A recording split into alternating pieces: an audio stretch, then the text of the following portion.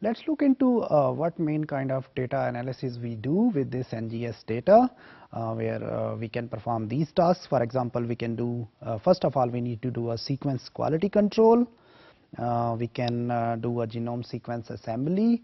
We can take these short reads and we can assemble a genome from that.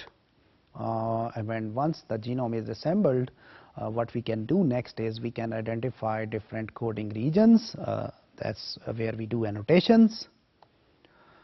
We can also detect and quantify the gene expression. So if we get the total messenger RNA coming from the cells, we can have an idea about how much proportion of the genes is expressed and what is the amount of that expression.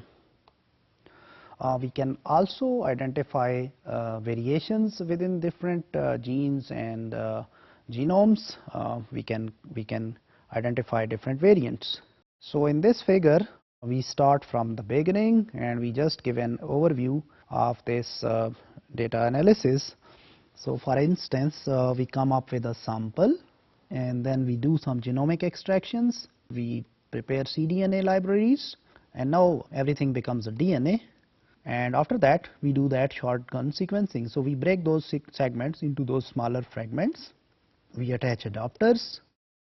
And now the libraries are ready to be put into different sequencing platforms, where we can have a second generation sequencing or next generation sequencing, where we amplify them and then we sequence them, or it can be directly a third generation sequencing, where we can take these sequences and we simply sequence them.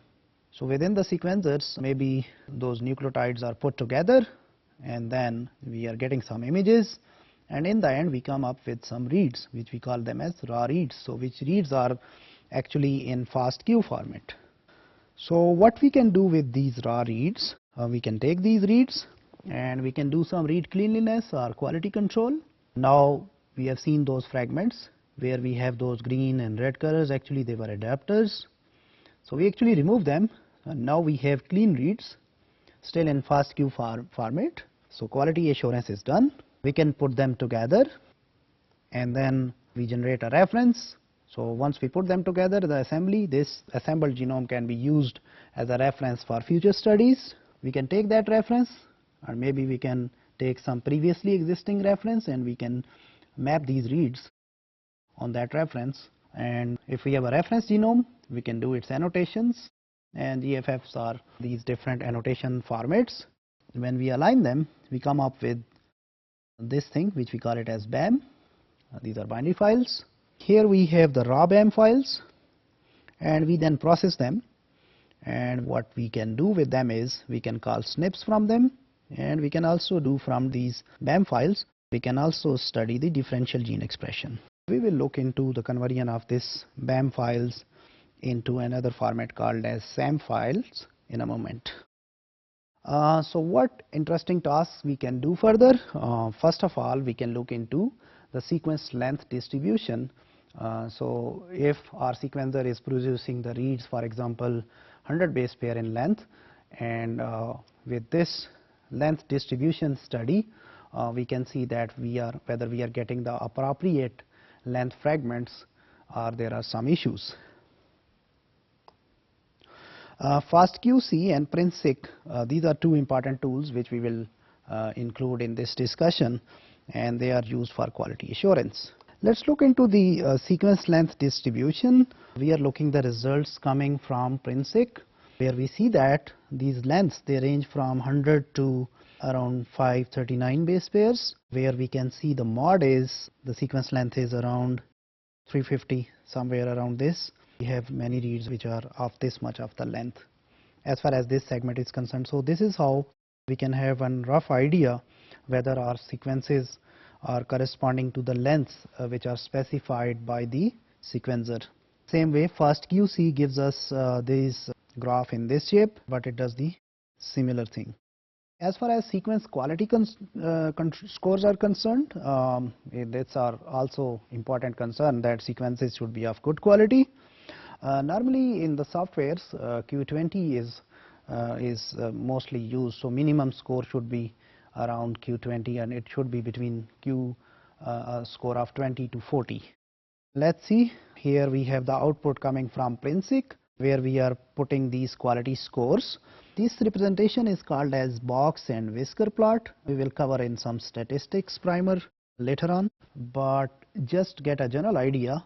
So these boxes, they represent where we have those middle 50% of the values, and then obviously we have a lower 25%. Let me draw it somewhere here. So this representation is called as box plot, where we can plot all the values, and these numbers, if we plot them together, they become a distribution. So in the middle we have middlemost value, or the median, so that splits data into two halves, and then we have the data in quarters. So here is lower 25%, here is then middle ones, and then here is 50 to 75th percentile, and then we have the total upper 25%, which is right here. So if we look into it, we can see that the score ranges from 30 to 40 as far as this left hand side is concerned, whereas the median score is somewhere near to 40, maybe 38 or something.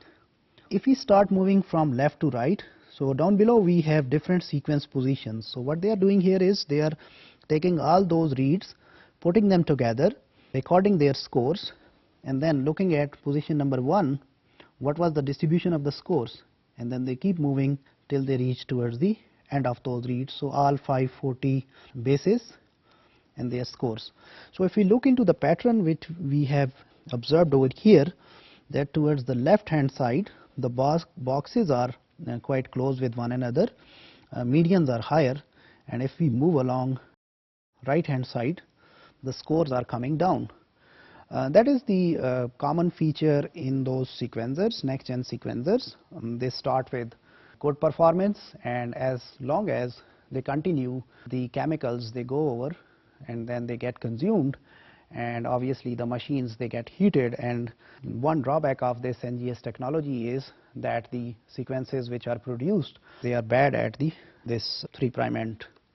Same trend we see, a little bit clear picture coming from FastQC.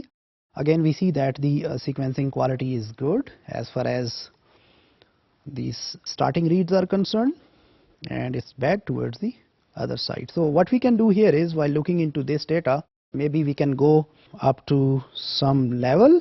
So for example, from here where we have the minimum scores are 20, and below that we can see that there are some reads which are still performing bad. So maybe we can clip those regions, and we may not include in the future analysis.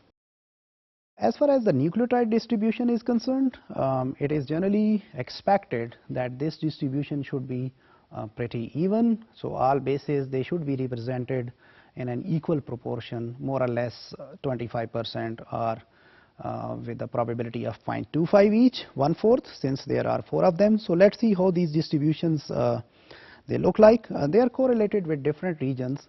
So different regions where we have, say for instance, if we have some promoter regions where we have lot of GCs, so at that regions we might have the proportion of GCs higher as compared to rest of the nucleotides. So here we see the nucleotide distribution. Actually it's a proportions kind of a chart, where we see that there are different colors labeling different nucleotides. So A is green, C is blue, then we have T's which are red, and then we have G's which are black. So let's see what is the proportion of different nucleotides. If we take position number 1, we see that the green lines are higher, so it's kind of around 60%. We have A's here, a similar trend. Here we have blues, where we have more proportion of C's.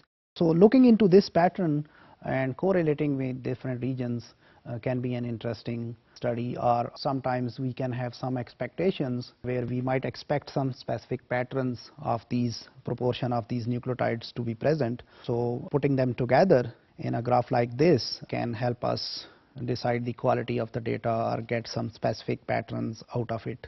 This can be seen in FastQC, like these line graphs. So looking into sequence length distribution, quality of the bases, relative proportion of different bases in our read data can be an interesting step in quality assurance studies.